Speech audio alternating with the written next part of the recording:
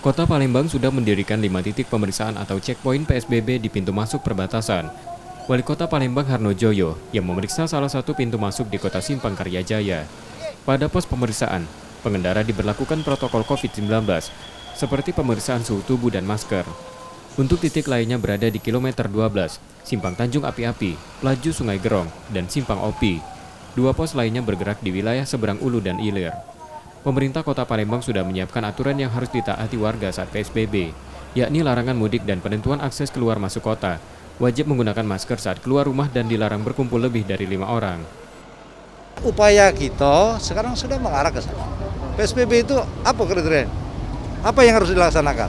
Ya, memperlakukan belajar di rumah, ya, bekerja di rumah, kemudian membatasi pertemuan kegiatan-kegiatan agama. Itu kan semua sudah kita lakukan.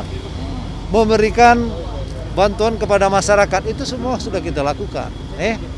Seperti checkpoint seperti ini itu suatu kita lakukan. Tetapi harapan kita apapun namanya, tentu butuh peran kita semua.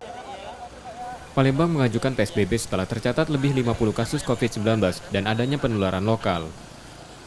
Rizky Nurmizan, Kompas TV, Palembang.